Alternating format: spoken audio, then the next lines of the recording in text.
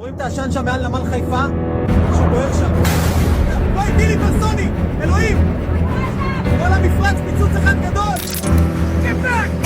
What the hell? One completed the dignified transfers of Sergeant Brianna Moffett. All three were killed last week after the pivot. 3 hari pertama menjadi fase yang mengejutkan banyak pihak. Dalam waktu kurang dari sepekan, sejumlah aset bernilai miliaran dolar milik Amerika Serikat dan Israel dilaporkan rusak atau hancur. Bukan hitungan bulan, apalagi tahun, hanya 3 hari. Laporan demi laporan bermunculan, pesawat tempur tidak kembali ke pangkalan, drone mahal lenyap dari radar, sistem deteksi modern kehilangan efektivitasnya. Semua terjadi tanpa deklarasi perang total. Di pembahasan ini, kita akan mengurai daftar alutsista yang terdampak. Dari pesawat tempur yang selama ini menjadi simbol supremasi udara, wahana tanpa awak yang dirancang untuk misi presisi, hingga platform strategis yang selama bertahun-tahun dipromosikan sebagai teknologi tak tersentuh. Kita juga akan melihat dampak finansialnya, serta implikasi strategis dari keputusan politik yang memperpanjang ketegangan. Tanggal 1 Maret menghadirkan kejadian yang mengundang banyak pertanyaan. 3 pesawat F-15E Amerika Serikat jatuh di dekat Ali Al-Salem Airbase, Kuwait, sekitar 9 km dari pangkalan tersebut. Otoritas menyampaikan bahwa sistem Patriot yang aktif di wilayah itu salah mengenali target dan secara keliru menembakkan rudal ke pesawat sendiri. Penjelasan resmi menyebutnya sebagai kesalahan identifikasi di tengah situasi bertekanan tinggi. Namun perlu dicatat, pada waktu yang hampir bersamaan, kawasan tersebut juga menghadapi gelombang serangan berlapis. Drone kecil, rudal berlintasan rendah, dan proyektil berkecepatan tinggi diluncurkan secara simultan, menciptakan lingkungan udara yang sangat padat dan membingungkan. Dalam kondisi seperti itu, sistem pertahanan harus mengambil keputusan dalam hitungan detik, memilih antara ancaman dan aset kawan. Kehadiran jet tempur yang sedang beroperasi di ruang udara yang sama mempersempit margin kesalahan. Ketika tekanan meningkat, satu kekeliruan bisa berujung fatal. Ketiga pilot berhasil keluar dan selamat. Namun insiden tersebut menunjukkan bahwa bahkan sistem pertahanan paling modern pun dapat tergelincir ketika menghadapi skenario serangan kompleks. Di medan tempur kontemporer, keunggulan teknologi tidak selalu menjamin hasil yang bersih dan terkendali. Di tengah rentetan serangan balasan, satu klaim mencuat paling mencolok. ARGZ menyatakan berhasil melumpuhkan radar peringatan dini Amerika Serikat yang beroperasi di Qatar. Sistem itu adalah AN/FPS-132, radar jarak sangat jauh, yang mampu memantau peluncuran rudal balistik hingga ribuan kilometer sebelum ancaman mendekat. Perangkat ini bukan sekedar instalasi elektronik bernilai sekitar 1,1 miliar dolar. Ia merupakan simpul utama dalam jaringan pertahanan udara Amerika di kawasan Teluk. Dari sinilah data awal dikirim, lintasan dihitung, dan sistem seperti Patriot diberi waktu untuk bersiap. Setiap detik yang dihasilkan, radar tersebut berarti peluang tambahan untuk mencegat. Ketika fasilitas itu dihantam, implikasinya melampaui kerusakan fisik. Jaringan deteksi kehilangan satu titik kunci. Waktu respon menyusut. Sistem pertahanan terpaksa mengandalkan sensor jarak lebih pendek yang memiliki cakupan terbatas. Dalam skenario serangan cepat, selisih beberapa detik bisa menentukan berhasil atau tidaknya pencegatan. Yang kerap tidak disorot, radar ini juga menopang keamanan sekutu Amerika, termasuk Israel.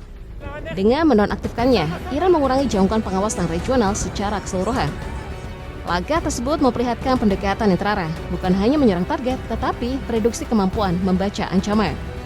Setelah infrastruktur deteksi jarak jauh diganggu, fokus berikutnya berpindah ke wahana yang masih mengudara. Iran mengklaim telah menjatuhkan 22 unit drone Hermes 900 milik Israel. Drone jenis ini sama ini dikenal sebagai tulang punggung operasi pengintaian dan penentuan sasaran Israel. Hermes 900 berperan sebagai platform intelijen terbang, mengumpulkan citra, memetakan pergerakan, dan membantu perhitungan serangan presisi.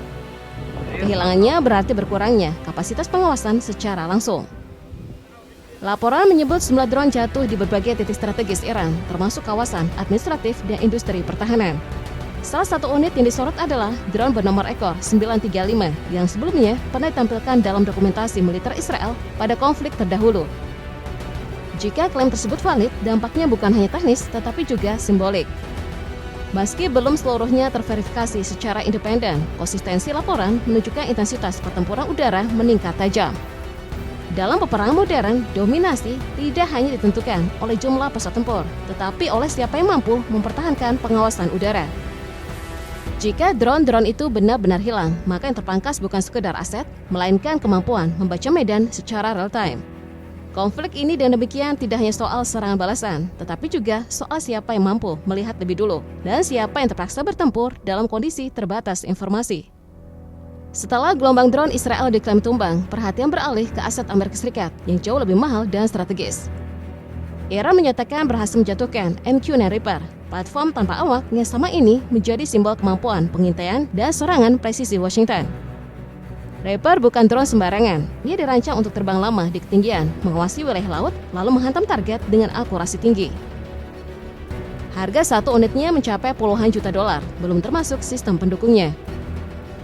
Militer Iran menyebut penembakan dilakukan menggunakan rudal berpemandu produk 358. Rudal ini tidak melesat secepat sistem supersonik, namun justru disitulah efektivitasnya terhadap drone.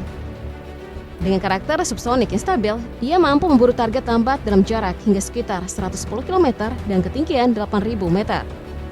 Dirancang untuk mengejar sasaran yang bergerak relatif konstan seperti UAV. Ia tidak mengandalkan kecepatan brutal, melainkan presisi berkelanjutan. Fitur paling menentukan adalah pencari panas berbasis inframerah. Sistem ini memungkinkan rudal mengunci jejak panas mesin tanpa memancarkan radar aktif yang bisa terdeteksi lebih dulu. Begitu target terkunci, pengejaran berlangsung pasif dan sulit dihindari. Jika klaim ini akurat, maka ruang udara yang sebelumnya dianggap aman bagi drone Amerika kini berubah menjadi zona beresiko tinggi. Pesannya jelas, bahkan pemburu jarak jauh pun bisa diburu. Namun isu yang beredar setelah itu jauh lebih sensitif. Sebuah rekaman singkat memicu gelombang spekulasi. Dalam video tersebut, terlihat objek besar terbakar sebelum pecah di udara. Dugaan pun mengarah pada kemungkinan ekstrem. Apakah itu pembom siluman B-2 Spirit milik Amerika Serikat? B-2 sama ini dikenal sebagai lambang supremasi udara modern. Dirancang dengan teknologi siluman, pesawat ini mampu menembus sistem pertahanan canggih tanpa mudah terdeteksi radar. Ia bukan sekedar alat tempur, melainkan simbol keunggulan teknologi militer Amerika. Karena itu, jika benar platform seperti ini dapat dideteksi, diganggu, atau bahkan dijatuhkan, implikasinya sangat luas. Hingga kini belum ada konfirmasi independen yang memastikan identitas objek tersebut.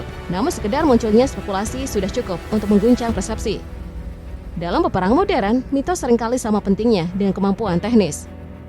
Jika mitos tentang tak tersentuhnya pembom siluman mulai retak, maka dampaknya merembet ke psikologi militer, kepercayaan sekutu, dan kalkulasi strategis global. Pertanyaannya bukan hanya apakah satu pesawat jatuh, tetapi apakah sistem pertahanan lawan mampu membaca sesuatu yang selama ini dianggap tak terlihat. Sejak 28 Februari, Iran mengklaim meluncurkan serangan balasan ke berbagai arah. Angka yang disampaikan mencakup lebih dari 600 rudal dan sekitar 900 drone. Total lebih dari 1.500 proyektil yang diarahkan ke sejumlah titik. Israel disebut sebagai target utama, sementara negara-negara Teluk seperti Kuwait, Qatar, Bahrain, dan Uni Emirat Arab terdampak karena menjadi simpul operasi dan logistik Amerika. Teheran juga mengklaim ratusan personil Amerika tewas atau terluka, meski data tersebut belum diverifikasi secara independen. Terlepas dari validitas angka, klaim tersebut memberi tekanan tambahan pada opini publik internasional. Di balik dimensi militer, ada persoalan biaya yang tak kalah signifikan. Drone penyerang bernilai ratusan ribu dolar dapat memaksa lawan menembakkan rudal pencegat seharga 3 hingga 4 juta dolar per unit. Artinya, dalam banyak kasus, mempertahankan diri justru lebih mahal dibanding menyerang. Dampaknya meluas ke ekonomi global. Ancaman gangguan di Selat Hormuz dan Bab al-Mandeb memicu kekhawatiran pasar energi dan fluktuasi harga minyak. Jika pada awalnya konflik diperkirakan singkat, kini muncul sinyal kesiapan menghadapi perang berkepanjangan. Pada akhirnya, bukan hanya kekuatan militer yang diuji, tetapi juga daya tahan finansial dan strategi jangka panjang masing-masing pihak.